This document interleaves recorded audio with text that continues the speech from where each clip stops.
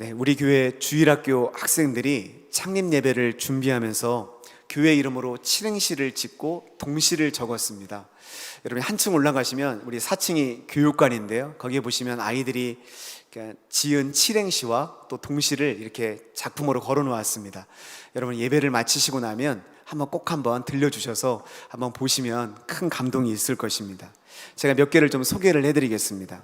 아이들의 칠행시인데요. 글로 표현할 수 없는 복된 교회. 로봇으로 감지할 수 없는 복된 교회. 벌써 복음을 전달하고 있는 복된 교회. 네, 나는 주님께 글과 노래로 찬양합니다. 로마에서 퍼진 복음은 벌써 나주까지 전해졌어요. 교회에서 우리는 예수님의 사랑을 배웁니다. 네, 참 귀하죠? 자, 또 하나 보여주세요. 나주 글로벌 교회는 주님의 교회로 글로벌 교회 모든 성도님들을 환영하는 로션처럼 부드러운 벌룬처럼 풍성하게 교회를 만들어 가자. 네, 자, 또 보여주세요. 나주 주위에 있는 사람들이 글로벌 내에 있는 사람들이 오늘 벌써 교회에 와서 회개를 하네. 네, 아이들이 지은 시입니다. 자, 또 보여주세요. 나눔으로 하는 교회가 되게 기도하고 주님의 사랑으로 향하는 교회 되게 기도하고 글로벌 교회가 더욱더 좋아지기를 소망하고 로봇처럼 부지런한 교회가 되기를 소망하고 벌처럼 자기의 것을 아낌없이 주는 좋은 교회가 되기를 소망하고 교회가 더욱더 좋아지는 교회가 되기를 소망하고 회의가 더욱 좋아지는 교회가 되기를 소망합니다. 네, 자, 또 보여주세요.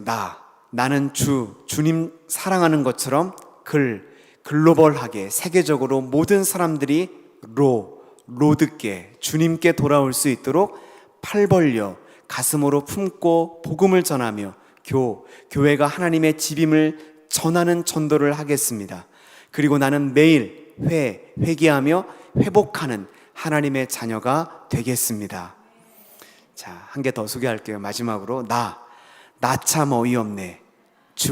주님이 글쎄 로맨틱하게 벌꿀처럼 교회를 회복시키셨네. 끈적끈적하게. 네, 우리 아이들의 생각이 참 맑고 기발하죠. 예, 얼마나 예쁜지 모르겠습니다. 저는 우리 아이들이 꿈꾸고 소망하는 교회가 우리 교회 안에 세워지게 될 줄로 믿습니다. 저는 아이들이 이렇게 해맑고 창의적인 발상을 통해서 교회를 꿈꿀 수 있는 것은 아이들이 우리 교회의 주인이신 예수 그리스도와 연합되어 있기 때문이라고 믿습니다. 얼마 전에 보궐선거가 끝났죠. 곧 대선이 내년에 다가옵니다. 정치인에게 있어서 어느 당에 속하고 또 어떤 사람과 연합하느냐는 선거에 있어서 결정적인 중요한 역할을 해줍니다. 그런데 연합은 정치인들에게 있어서만 중요한 것이 아닙니다. 우리가 어떤 사람을 만나고 어떤 배우자와 연합하여 살아가느냐는 우리 인생에 많은 영향을 줍니다. 고대 그리스 철학자인 소크라테스가 이런 말을 했습니다. 결혼하고 싶으면 해라. 만약 좋은 아내를 얻게 되면 당신은 매우 행복할 것이다. 그러나 고약한 아내를 얻으면 당신은 철학자가 될 것이다. 네, 아멘. 네, 우리 소크라테스가 위대한 철학자가 된 이유가 아내 덕분이었습니다. 자, 우리 옆 사람에게 한번 말해보세요. 혹시 철학자가 아니십니까? 네. 예, 저는 우리 인생에서 믿을 만한 연합이 있다고 생각합니다. 이 연합은 결코 후회하지 않는 복된 연합입니다. 한번 연합되면 끊어질 염려가 없는 영원토록 이어지는 복된 만남인 것입니다. 이 연합은 바로 그리스도와의 만남이고 그리스도와의 연합입니다. 그리스도와 연합하는 것은 우리 인생의 가장 값진 보험이라고 할 수 있습니다. 우리가 믿음으로 그리스도와 연합될 때 어떤 축복이 우리 안에 있게 될까요? 첫 번째로 그리스도 안에서 하나 되는 축복을 누릴 수 있게 됩니다. 자, 28절은 우리가 그리스도 안에서 하나가 되었다는 것을 선포하고 있습니다. 자, 28절인데요. 우리 같이 한 목소리로 읽어보도록 하겠습니다. 시작. 너희는 유대인이나 헬라인이나 종이나 자유인이나 남자나 여자나 다 그리스도 예수 안에서 하나이니라. 아멘. 자, 우리가 왜 예수 그리스도 안에서 하나가 되어야 할까요? 우리 모두는 하나님께 속한 자녀이기 때문에 그렇습니다. 우리는 모두 예수님의 핏값으로 사신 하나님의 자녀요, 하나님의 형제요, 하나님의 자매인 것입니다. 자, 바울은 유대인이나 헬라인이나 예수 안에서 하나라고 말합니다. 자, 예수 안에서 유대인과 이방인이 하나라는 말은 예수 안에서 우리 모두가 평등하다는 것을 말하고 있습니다. 자, 우리는 다른 것이 많은데 왜 평등하다고 말할까요? 어떤 면에서 우리가 평등할까요? 어느 누구나 구원을 필요로 한다는 점에서 평등합니다. 우리는 하나님의 구원을 얻을 자격이나 능력이 없다는 면에서 우리 모두는 평등합니다. 그리고 하나님이 예수님 안에서 값없이 구원을 주신다는 점에서도 평등합니다. 그러므로 교회 안에서는 인종을 따라 차별할 수가 없습니다. 예수님 안에서 다문화 가정도 탈북자 가정도 어떤 민족도 주 예수님 안에서 하나 될 수 있는 것입니다. 또한 복음은 계층을 구분하지 않습니다. 자, 바울의 말을 잘 들어보세요. 너희는 종이나 자유인이나 다 예수 안에서 하나라고 말합니다. 자, 종과 주인이, 사장과 사원이 한 교회에 왔습니다. 한 교회 안에서 다 평등하다는 것입니다. 세계 역사의 거의 모든 사회는 계층이나 계급 제도를 발전시켜 왔습니다. 사람들의 출생이 어디인지, 어떤 지역에 있는지, 환경이 어떠한지, 재산이 어떠한지, 무엇을 소유했는지, 교육 수준이 어떠한지에 따라서 사람들을 나누고 구분지어 왔습니다. 그런데 바울은 우리가 예수 그리스도를 믿게 되면 이런 계층과 장벽들이 허물어진다고 말하고 있는 것입니다. 여러분 한번 생각해 보세요. 예수님만큼 부유하고 예수님만큼 높은 지위에 있고 예수님만큼 고귀한 신분을 가진 분이 있을까요? 최고의 영광을 지니신 예수님께서 말구유에 태어나셨습니다. 그리고 예수님의 탄생을 처음으로 목격하도록 허용된 사람들이 당시에 가장 가난한 목동들이었습니다. 예수님은 계층을 나누지 않았습니다. 예수님은 죄인들의 친구가 되어주셨고 가난하고 병든 자들을 소외시키지 않았습니다. 또한 부자들에게 적대감을 갖지도 않았습니다. 예수님에게는 가난한 자들도 부자들도 권력자들도 그렇지 못한 자들도 모두에게 친구가 되어주셨습니다. 예수님은 모든 차별과 계층을 없애기 위해서 이 땅에 오신 것입니다. 그러므로 교회에서는 계층이 존재할 수 없습니다. 어떤 차별도 없는 곳, 그곳이 바로 교회가 되어야 되는 것입니다. BTS에 관한 다큐멘터리를 제가 본 적이 있습니다. 연습생 시절을 이야기하는데요. 이 좁은 공간에서 자고 연습하다 보니까 그 젊은이들이 서로 불편하고 다투고 싸우는 일이 많았다고 합니다. 근데 BTS뿐만이 그런 것이 아닙니다. 뭐 걸그룹 또 이런 어떤 그런 많은 아이돌 그룹들이 이렇게 좁은 공간에서 서로 매일같이 연습하고 그러다 보니까 많은 갈등이 있다고 합니다. 다 같이 어려울 때는 참고 견디지만 인기를 얻고 유명세를 타게 되면 그런 그룹들이 깨어지는 경우가 많이 있다고 합니다. 그런데 BTS는 그것을 넘어섰어요. 그렇기 때문에 오늘의 BTS가 있을 수 있는 것입니다. 저는 우리 교회도 마찬가지라고 생각합니다. 우리 몸 안에 다양한 지체들이 있죠. 눈이 있고 손이 있고 발이 있고 여러 지체들이 있습니다. 그러나 우리 몸 안에 어느 지체도 소중하지 않은 지체가 없습니다. 다 필요한 지체고 다 귀한 지체입니다.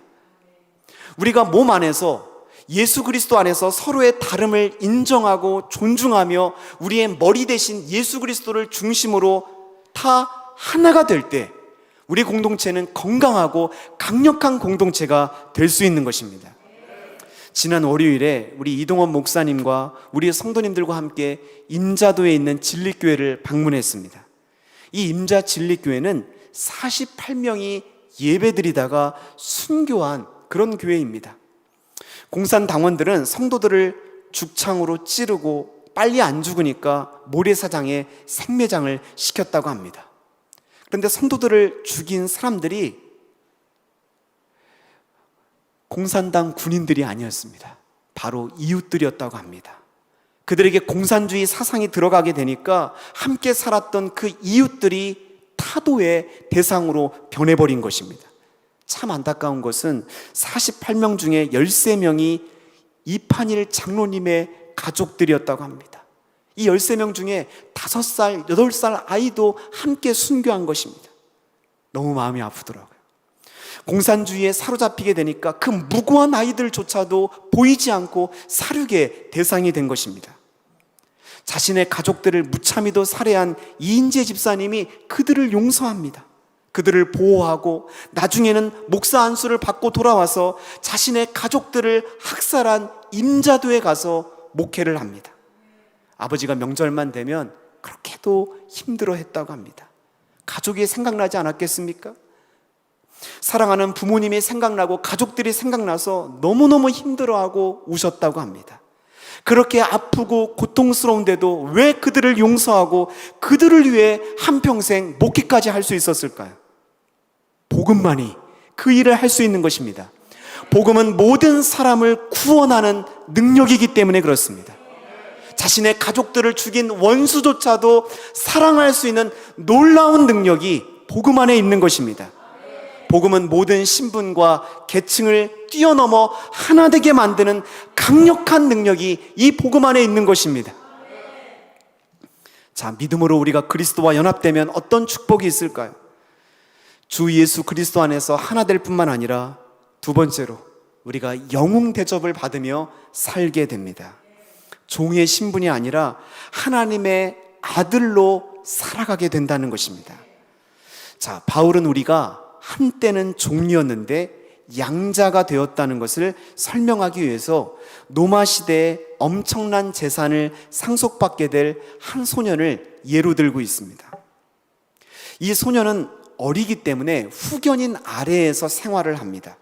후견인이 소년에게 지시를 내리고 지도하고 훈련을 시킵니다. 아직 이 소년에게 자유가 없습니다. 미성년자이기 때문에 아직은 자유가 없어요. 하지만 때가 되면 아버지의 유산을 상속받고 어마어마한 특권을 누리게 되는 것입니다. 자, 바울은 이런 배경에서 말하고 있습니다. 자, 3절을 읽어볼까요? 우리 3절 말씀 같이 읽겠습니다. 시작.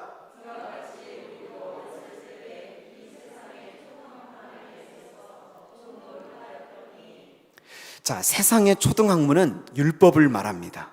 예수님이 오시기 전에 모든 사람이 어디에 있었어요? 율법 아래에 있었다고 말하는 것입니다.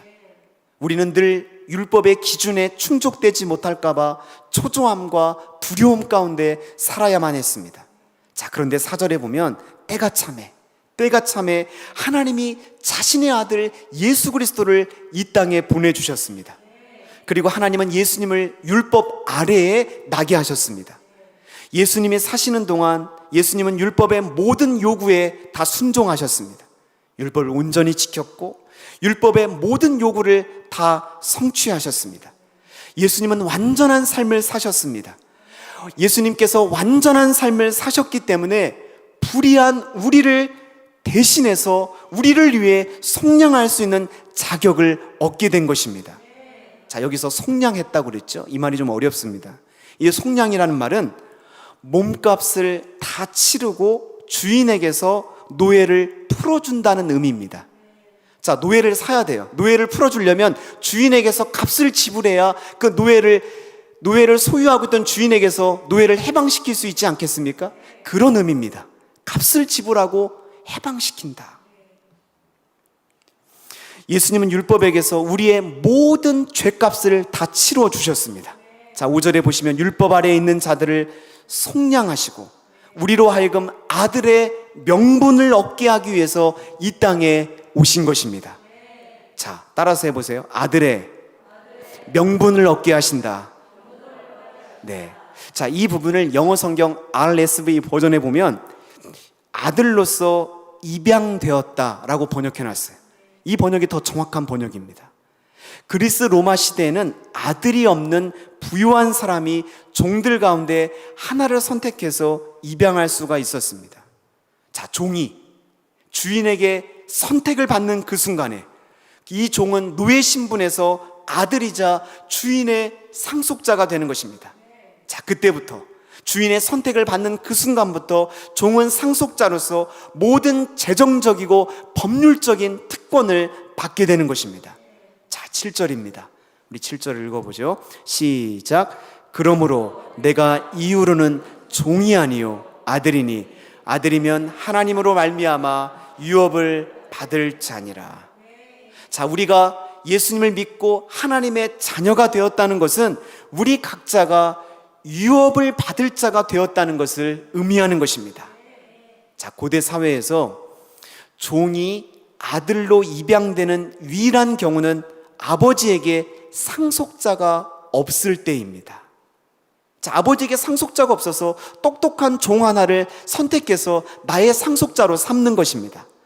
자, 바울은 이런 문화적인 배경을 염두에 두고서 우리가 받게 될 영적인 상속은 하나님의 독자로 여김을 받아서 아버지의 모든 재산을 법적으로 소유할 수 있게 되었다고 말하는 것입니다. 그러므로 하나님의 자녀된 우리에게는 매일 확신과 담대함이 있습니다. 온 우주의 주인 되신 아버지께서 모든 것을 주관하십니다. 우리를 자기의 하나뿐인 독자처럼 이 세상에 저와 여러분 한 사람밖에 없는 것처럼 우리를 그렇게 예지중지 존귀하게 대우해 주신다는 것입니다. 그러므로 우리는 고개를 들고 영웅 대접을 받으며 하나님이 마치 예수님을 보시는 것처럼 우리를 그렇게 바라봐 주시는 것입니다. 한 아버지가 있었습니다. 아버지에게 외아들이 있었습니다. 아버지는 유명한 그림 수집가였습니다. 피카소나 반 고흐 같은 비싼 그림들을 소장하셨습니다. 외아들이 전쟁에 나갔는데 어느 날 실종되었다는 보고를 받습니다. 그리고 얼마 후에 소식이 왔어요. 당신의 아들이 전사했다는 것입니다. 그리고 싸늘한 시신으로 아들이 돌아왔습니다. 외아들을 잃어버린 고통이 아버지에게는 너무나 컸습니다. 아들이 죽고 나서 1년, 2년이 지났을 때 어느 날 옷을 남루하게 입은 청년 하나가 이 아버지를 찾아왔습니다. 손에 보니까 그림 한 점을 가지고 왔어요. 저는 아드님과 함께한 전우였습니다. 아드님은 너무너무 아름다운 전사를 했습니다.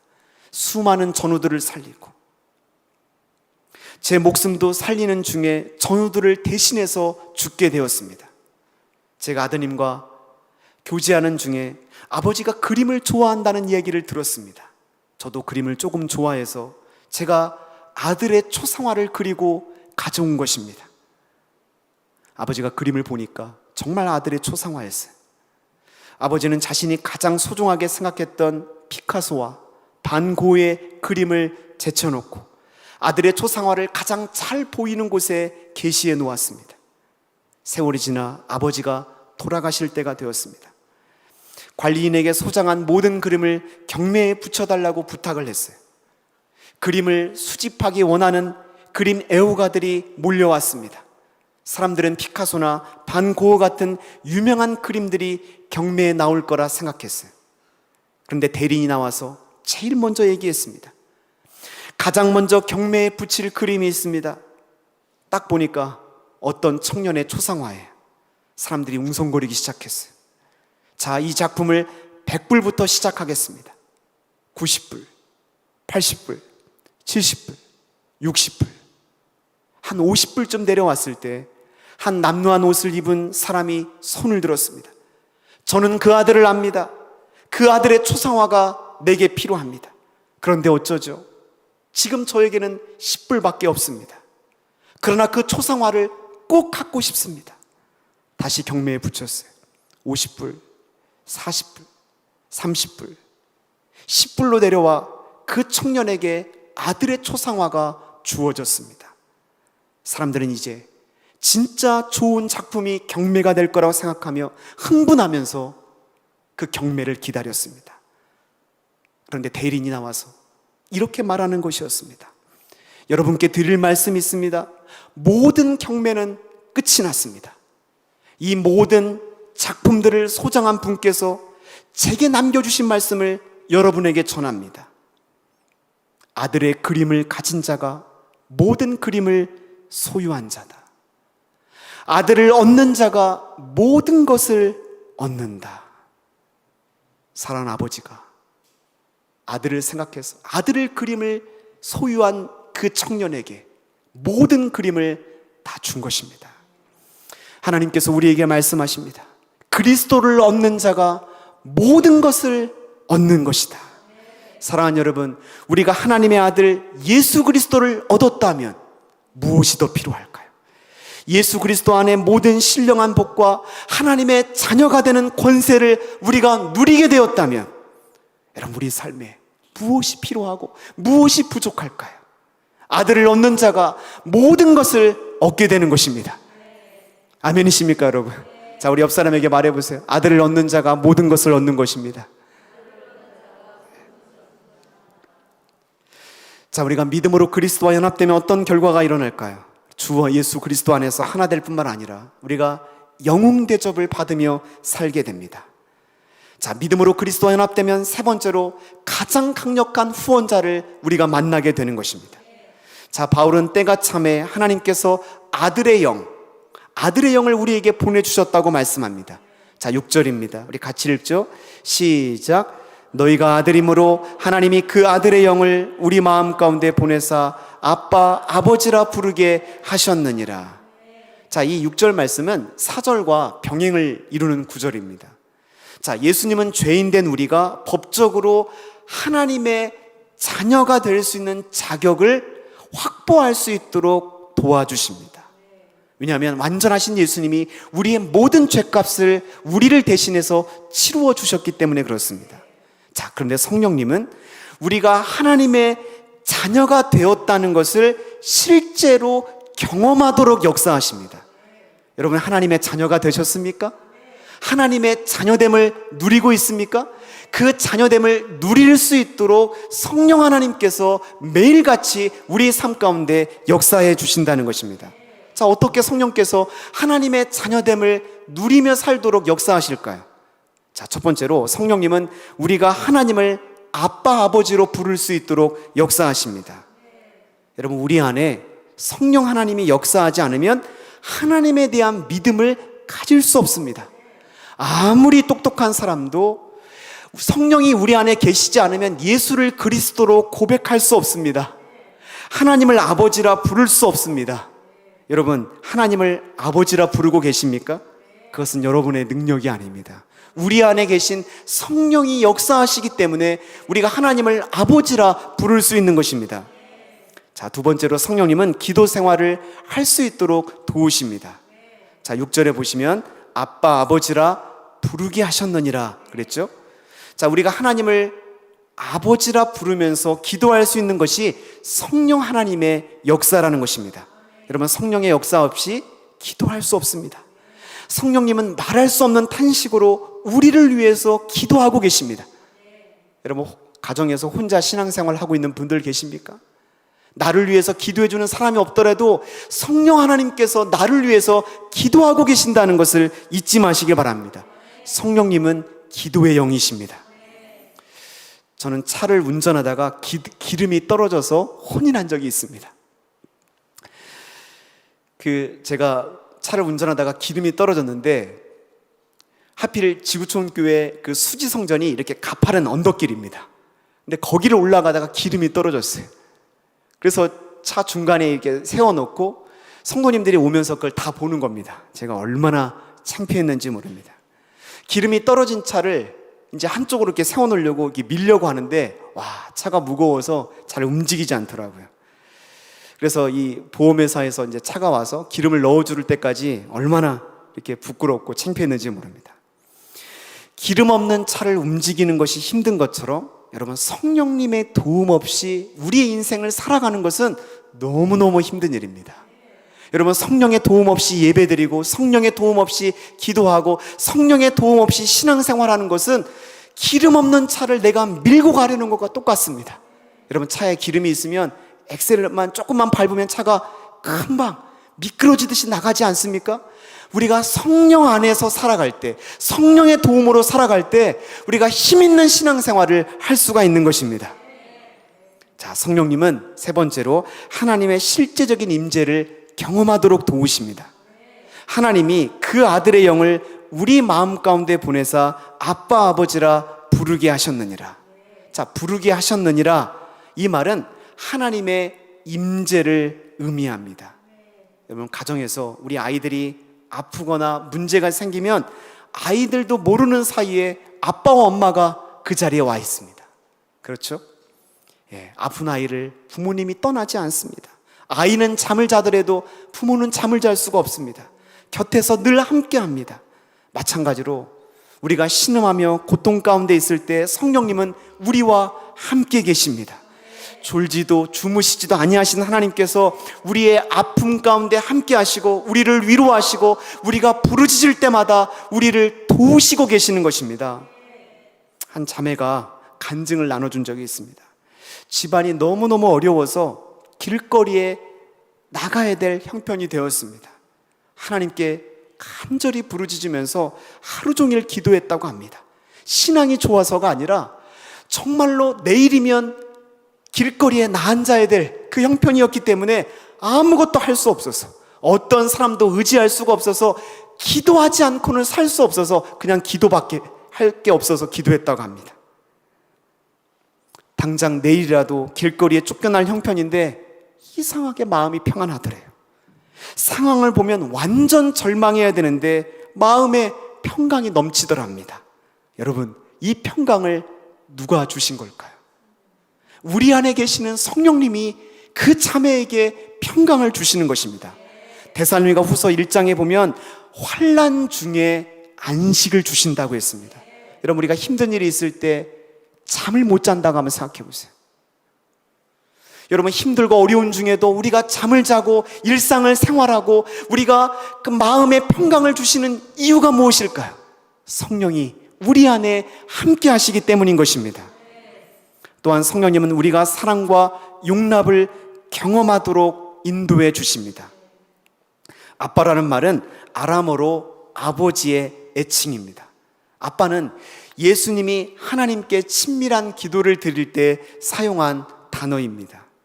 이 아빠라는 말은 자녀가 아버지의 사랑과 용납을 확인할 때 쓰는 단어죠. 그렇지 않습니까? 여러분, 우리가 아빠에 대해서 뭔가 친근함을 느낄 때 아빠 그러잖아요. 저는 아이들과 저녁에 종종 놀이를 합니다. 높은 곳에서 아이들이 뛰어내리면 아빠가 밑에서 이렇게 받아주는 놀이를 합니다. 아이들이 겁없이 뛰어내릴 때 제가 밑에서 이렇게 받아내려고 굉장히 긴장을 합니다. 근데 아이들은 아빠와는 달리 전혀 두려움이 없습니다. 왜 그럴까요? 아빠에 대한 믿음이 있기 때문에 그렇습니다.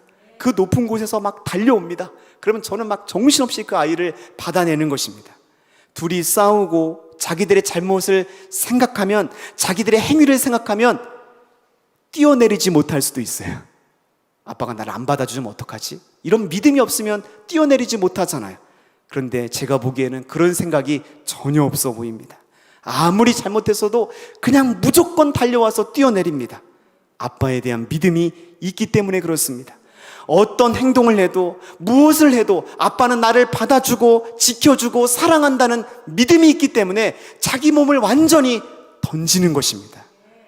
여러분에게 이 믿음이 있습니까? 내가 무엇을 해도, 내가 과거에 어떤 삶을 살았어도 내가 하나님께 나오면 하나님이 나를 받아주신다는 믿음이 있으십니까? 아무런 조건과 자격을 보지 않으시고 나를 있는 모습 그대로 받아주시고 인정해 주시는 하늘아버지를 기억하면서 우리의 삶의 모든 것을 감사함으로 아뢰일 수 있기를 바랍니다.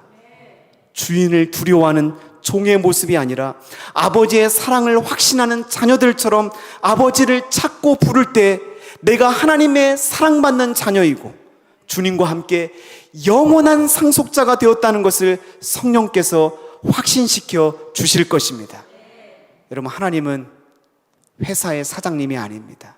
사장님은 잘못하면 혼을 내고 또 인사 고가에 반영해서 우리를 그렇게 평가할 수가 있습니다. 아버지는 그런 분이 아니시죠? 하나님은 우리를 종이나 사원으로 대하는 것이 아니라 우리를 사랑받는 자녀로 대하는 것입니다. 우리는 지난 주일에 창립 예배를 은혜롭고 안전하게 마쳤습니다. 저는 최선을 다해 섬기는 성도님들의 모습을 보면서 깊은 감동을 받았습니다. 우리 교회는 정부 방역 수칙을 잘 지키면서 150명이 예배의 자리에 참여했습니다. 특별히 감사했던 것은 목장별로 기도했던 26명의 믿지 않는 VIP들이 교회를 찾는 사람들을 초대해서 함께 예배를 드렸습니다. 성도님들의 기도와 그 사랑에 얼마나 감사했는지 모릅니다. 특별히 코로나 가운데서도 많은 분들이 우리 예배에 참여해 주셨습니다. 무엇보다 사랑하고 존경하는 이동원 목사님과 사모님께서 오셔서 친히 우리를 격려해 주셨습니다.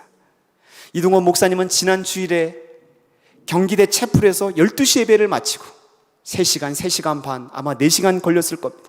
먼 거리를 달려오셔서 하나님의 말씀을 우리를 위해 전해주셨습니다. 그 다음 날에도 우리 교회 성도님들과 금자도에 있는 진리교회를 방문해서 너무너무 아름다운 추억을 선물해 주셨습니다. 저는 사랑 중에 최고의 사랑이 있다면 시간을 함께 보내는 거라고 생각해요. 목사님이 저와 여러분을, 우리 교회를 얼마나 사랑하는지 느낄 수 있는 시간이었습니다. 목사님을 통해서 하나님께서 우리 공동체에 주신 말씀을 기억합니다. 우리 교회는 사람을 통해 세워가지만 사람이 주인이 아니라 주님이 세워가시는 교회가 되어야 합니다. 신앙 고백이 분명한 교회, 예수를 그리스도로 고백하는 교회, 문제가 있을 때마다 기도로 문제를 해결하는 것을 통해 우리 교회의 주인이 예수 그리스도이심을 모두가 경험하는 교회, 교회 안에서 인정받기 위해서 아웅다웅하고 싸우는 교회가 아니라 세상에서 빛과 소금으로 성숙하게 살아가는 교회, 호남 복음화를 통해 하나님 나라 확장에 기여하는 교회, 그런 교회, 하나님 보시기에 자랑스러운 교회가 되기를 소망합니다. 우리 모두가 교회의 주인이신 예수 그리스도를 따라갈 때 우리 안에 계시는 성령님께서, 가장 강력한 후원자인 성령 하나님께서 우리와 함께 하시고 우리의 일상에서 우리가 도움이 필요할 때마다 우리를 도와주실 것입니다. 때를 따라 돕는 은혜로 함께해 주실 것입니다. 기도할 수 있도록 도우시고 우리가 매일매일 주님의 사랑과 임재를 느끼며 살아가도록 도와주실 것입니다.